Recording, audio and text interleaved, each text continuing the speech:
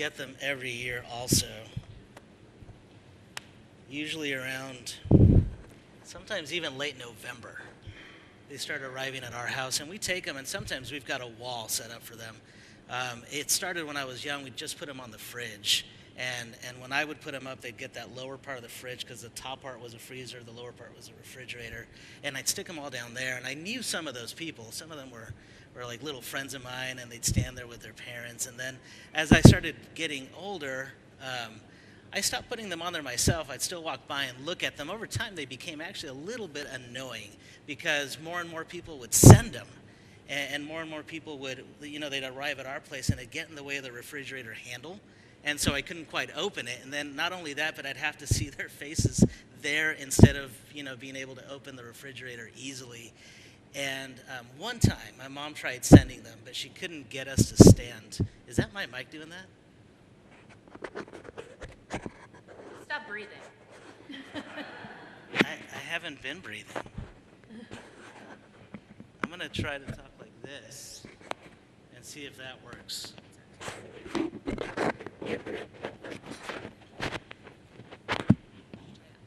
Good?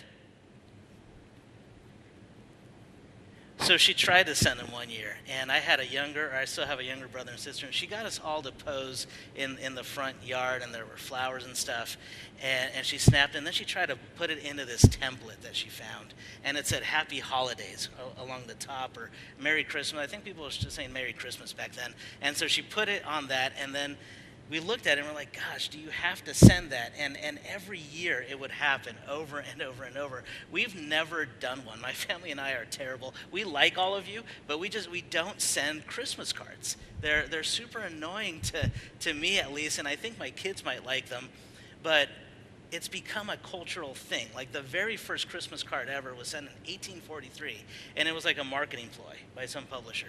But then it's become this industry. People start booking photographers in like late summer or early fall to get their photo done because they pick the card first, and then they take the photo to match. And so you get it, but then you don't just get the photo, you also get a scroll, right, that comes with it, and they think you're going to read the scroll that covers their year, right? It tells you everything that their kids did and their interests and how they succeeded. They leave out all the failures, but they put it all in there for you. And what's happening is that people have selected this one snapshot of themselves.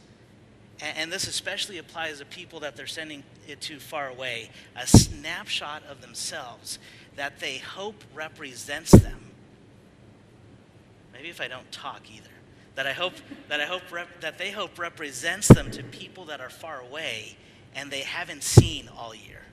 I think you did this wrong. How's that? Better? Okay. I'll stand like this.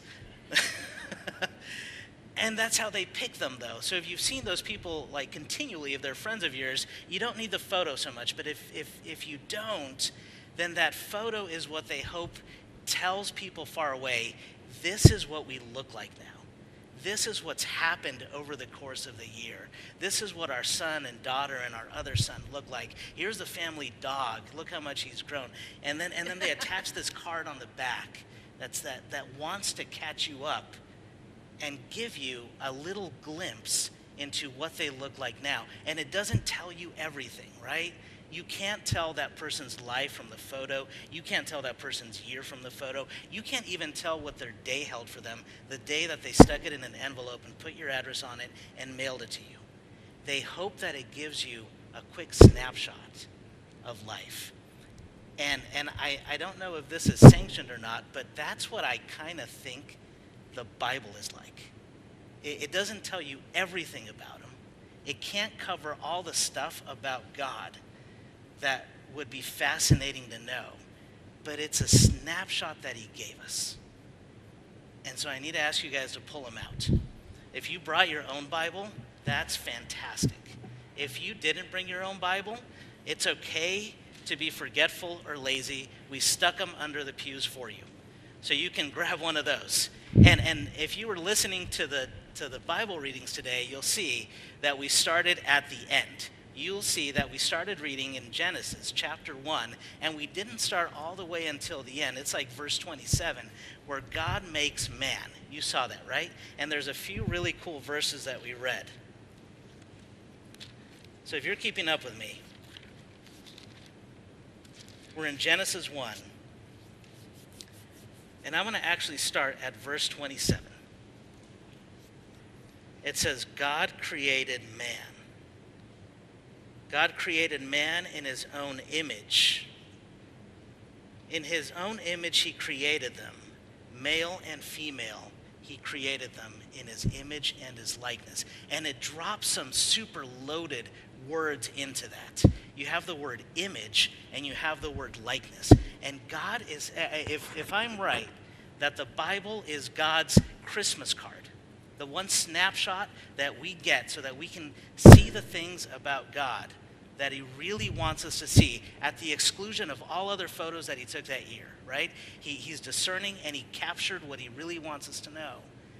Then we've got a moment at the end of Genesis 1 where he says, this is my image and this is my likeness. And I'm making man in that image and likeness. And so it forces us to ask a question. What is God's image? And what is God's likeness? How are we supposed to understand this verse if we don't know something about the image and the likeness? And at the same time, we don't have a ton to work with, do we? I mean, this he gives this to us in verse 27. He really gets to it actually right above, where he says, let us make man in our image in verse 26. So we only really have, so far, 25 verses of one chapter of the Bible to understand something about God's image, right? How cool is that? So we're going to try to see what's in those 25 to 26 verses. And so I'm going to ask you guys to chat with each other. You know that it's a creation story. You know that it starts with, in the beginning, God created the heavens and the earth. You know that there was an earth that was formless and empty, and that God's Spirit was hovering over the water. And then you know that he launched into a let there be light, and let the darkness be separated from light, and let the land be separated from water, right? You guys know all that. And then there were plants, and then there were animals, and then we get to this. We know that that's there. But if we're really going to see what verses 27, 28, 29 are all about, we're going to have to understand what the image of God is that we get in verses 1 through 25.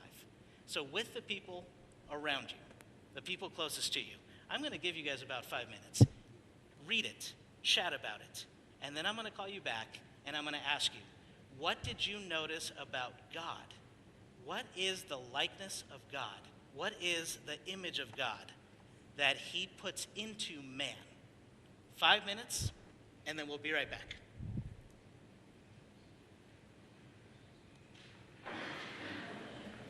Does God want us to see of himself?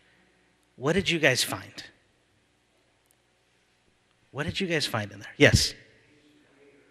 Creator. Yes. I'm going to actually write some of these things down. He is the creator, you said. So not a creator, but creator. I'm expecting a lot, so that's why I'm writing small. What else do you guys see? He creates good. And how do you know that? Interesting. Okay. Good. You'll see where that goes in a second. Yeah.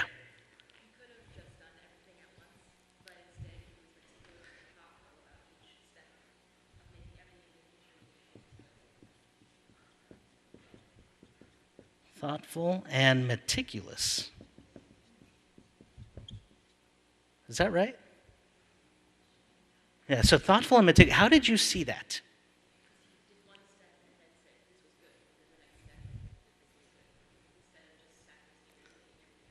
Okay, so rather than a single shot, right? Because he spoke everything into creation. He didn't actually go in and grab stuff. Like, he didn't grab the formless waters and wrestle them into shape. He did it all with his voice. But he did it step by step. Rather than a single command, he gave a series of commands. So that would indicate that there were steps. But why do you think that those steps were thoughtful? Yes. Interesting. So this thoughtfulness you see via there was like some sort of a sequence. Is that what you saw? There was a sequence to it. It wasn't just that he didn't do it at once, and it wasn't just that it was in steps and thoughtful, but there was a sequence where one thing actually depends on the thing before it, and the thing before that, and the thing before that. Okay? What else did you guys see? Yeah. Interesting. See, I told you this would go better than if I came up with stuff. There was a balance to it. There's like an interesting kind of artistic counterweight to the things that he would create. Okay, what else did you guys see? Yes.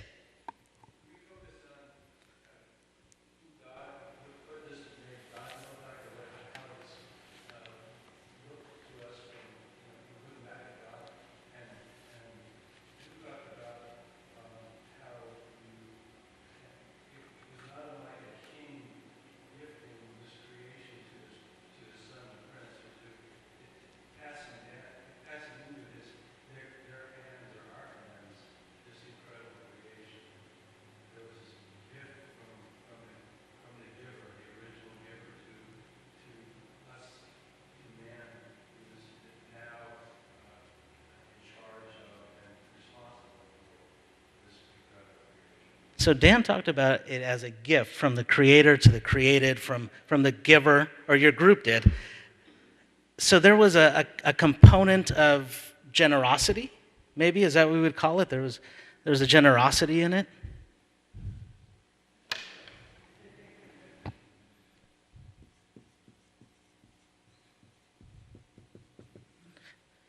Where did you see that?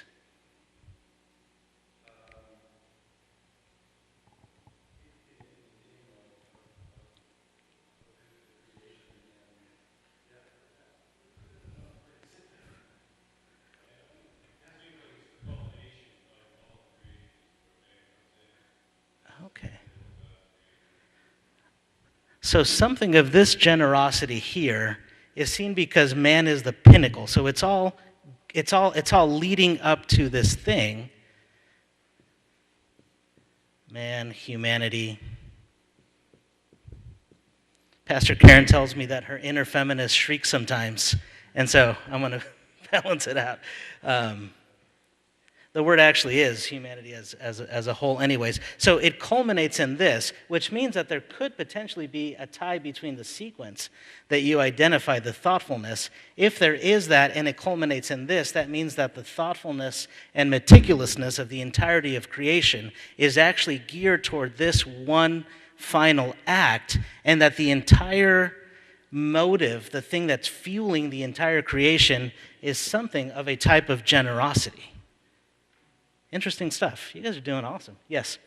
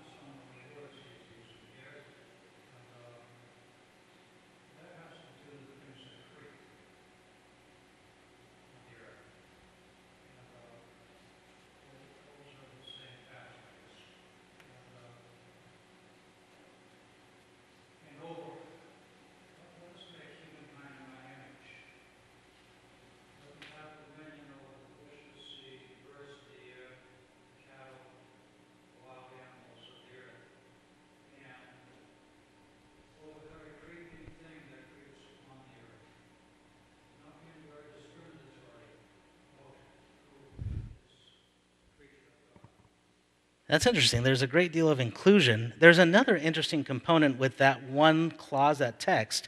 It's when he gets to the creatures that they gain the ability to procreate and self-reproduce, whereas before everything completely depended on God creating it and being direct. Once we get to animals, creatures, the ones in the ocean, and then man, they can partake in being co-creators with God for the perpetuity of the creation. So that's an interesting point right there. Yes? Ooh.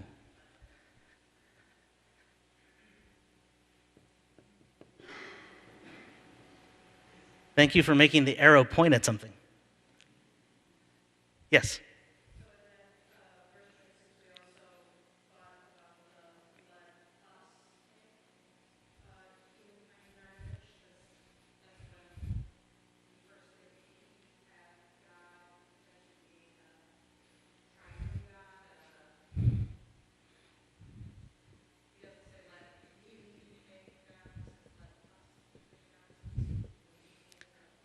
So the plural use right there, you think may begin to point at a Trinitarian model, where there's multiple persons in a single God.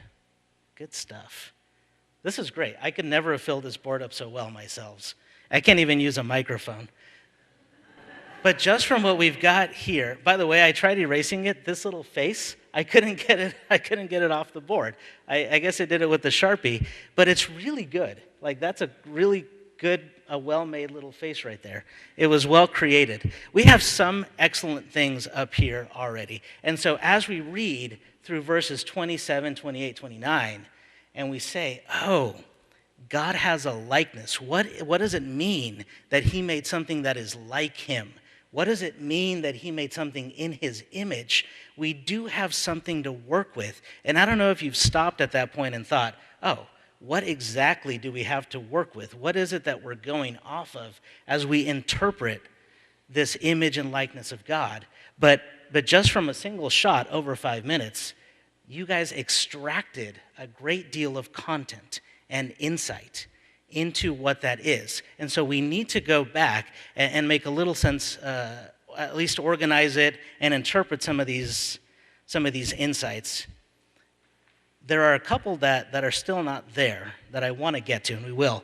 But this one here, I thought was fantastic. It was a combination of people across the room from each other. So we're reading the same verses. We're on the right track. I used to work for a nonprofit consulting firm. And one big problem that nonprofit organizations had was that they had a very difficult time making their case of success to potential funders, potential investors, partners, things of that nature. And the reason for it was that they had very little data to go on about what had happened over the last year. So we would always recommend, every now and again, you need to implement a system, a scheduled, regularized system, whereby you take a look at what you've done and decide some things about it. If you've worked in a nonprofit sector, what is that called? There's a word for that. Yes. Notice the repetition. The word back there was evaluation. Notice that God takes a reflective and consistent look at what he's doing. He stops and thinks and asks a very specific question. What's that question? I mean, we know based on his answer, the answer is continually, this is good. So what question is he asking? Is it good? Is what I'm doing good? And I wonder, as a individual Christian or as a church, what is our methodology for doing the same thing? How do I stop and think through, is it good? So it helps that in this text, we do have some criteria for what makes it good. And it has to do with the thoughtfulness and the sequence, and that it builds on itself. What is the criteria that God uses for deciding whether the thing that he just did is good or not? How does he decide? It's in there. It's implied, yes. Fruitfulness is a way of looking at it, yes. It's actually almost completely embedded in these things that you guys already outlined right there. Fruitfulness is an angle on it. What is he looking for with every step that he takes? He's making sure that this next step can do what? Do what now? Perpetuate creation. Specifically, he's looking for, can this support life? With every step, he's looking to support life, to make it fruitful, to make it multiply, to make it flourish. And not only that, but to put it in relationship with himself. There's only one part of the entire Genesis creation story where God said, it is not good. Who can identify that? Yes.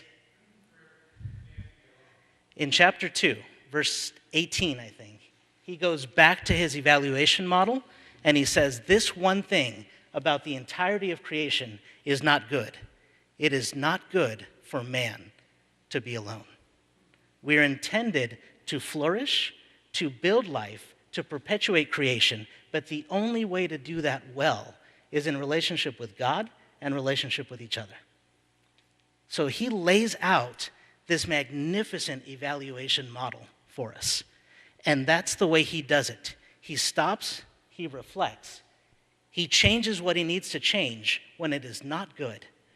And he does it all based on whether it perpetuates life and whether it deepens relationships. So that's one thing we know about the way God works. There are two more that I want to get to. And to some degree, we start talking about these as well. This will be the second one. Humanity, man. You guys talked about that being the pinnacle, the summit, the climax of this creation process. That's the way that I think Dan Ott's group back here saw that. And I think that's right. What does that tell us about God? You identified it as generous, and then you said extra generous, so I put X's next to it to show extra generous. Yes, Susan.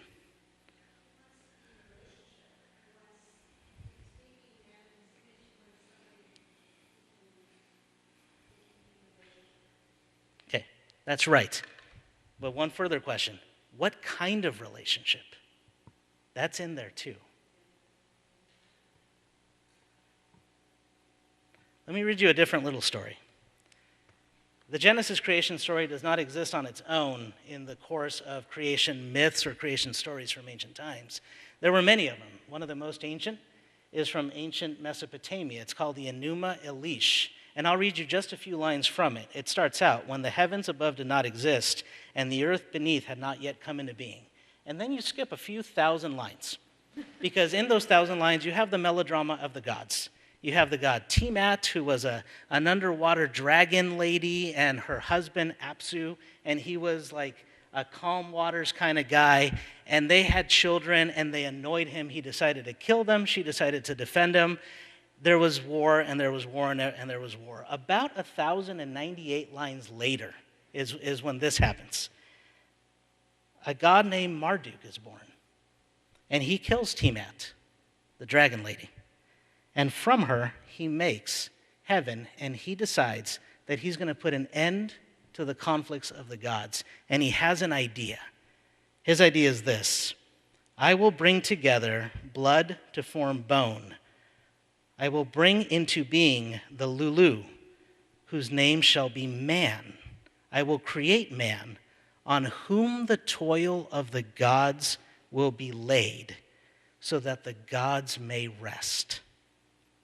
They took the god that was guilty of all of this warfare. His name was Kingu, and they chopped him up, essentially.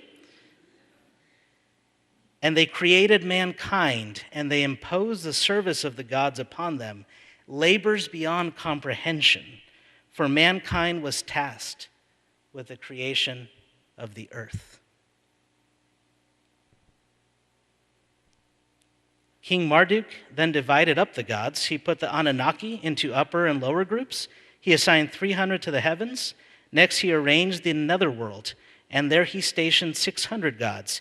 After he arranged all the decrees, Marduk distributed incomes and treasures among the Anunnaki of both heaven and the underworld. What's the difference? I know there's a lot of differences, but let's take it as a meta-narrative. What's the difference in attitude and disposition and approach to creation? Who creates in this Mesopotamian Enuma Elish? Man creates, and what's the purpose of man creating? So that the gods can rest. They're made to be servants and slaves. In our Genesis 1 text, who does all the work? God does all the work. In the Enuma, man are created to be servants. In Genesis 1, who's the servant? God. In Genesis 1, God takes the role of a servant. And so as we think through the image of God, we can see it as generosity towards man. But if you look at it positionally, if you look at it in a creative order, God positions himself as a servant, as one who serves. And so if we look at a New Testament text about being the greatest and the least, you'll see that Jesus is a lot like his Father. And when he's asked, he's told, I didn't come to be served. I came to serve. Whoever wants to be greatest must make himself the least. And so we see that, at least these two things in Genesis 1. And there's one more big one that I'll get to. I think somebody over here said creator. Was that? That was you. You said he was creator, right? But then you also said he was very methodical. In fact, you called it meticulously thoughtful. Typically, when I talk to people, they're either of a right brain orientation, or they are what? Left brain orientation. And those represent different ways of operating, right? Most personality type frameworks will tell you that, whether you look at the Enneagram 1, the Myers-Briggs, and all the other ones that are out there. They will help you understand who you're working with based on that. But have you ever sat in a committee, either at work or at church even, and it seems like the things that you have to offer just have no place? You have ideas, you have skills, you have gifts, and it just seems like they don't really matter in that context. In a way, this sermon in Genesis 1 could be for you, because God is extremely logical in the way that he operates. Life depends on it. But he is also the epitome of creativity. So what does that tell us? Both brains, we can call it that. That's a really weird thing to write up here. But at the very least, we know three big things about God. We know that God stops to check his work, and he measures it against whether it is good, it perpetuates life, and it builds relationships with man and with God.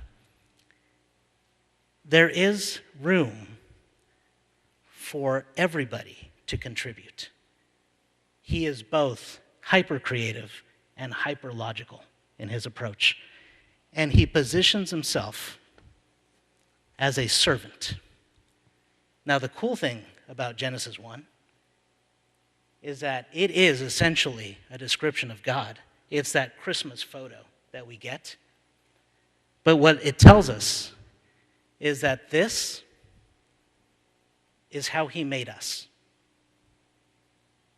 That is what he made you to be. When we come to church and when we do church life together, he wants us to be reflective and use defined standards to check whether we are being good. And if we're not, make a change. He wants us to include everybody's gifts. And most importantly, we're to approach it with the attitude of servants. After all, we're in a worship service to God, not to ourselves.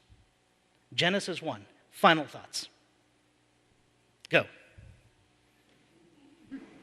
Yeah, Kian. Well, actually, never mind. Somebody else. Okay. I've seen your comment cards. Go ahead.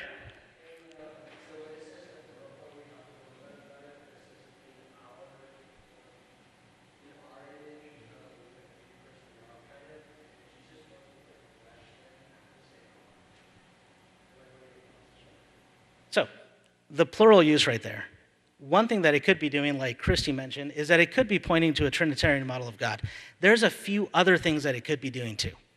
It may not be pointing towards that. It could be doing something as simple as using majestic language. It could be doing that. If it is pointing specifically to a Trinitarian model where we're talking about Jesus, his Father, Yahweh, and the Holy Spirit, then that's a reach in interpretation. It doesn't seem to embed that in that language. It could be understood that way. I'm 5 minutes over, but I will chat with you at length if you want to about that and give you all sorts of books. Let's pray. God, thank you for snapshots of yourself that we can go to. Thank you for not only being clear about who you are, but also about being clear about who we are. Thank you for making us like you and holding us up to that standard.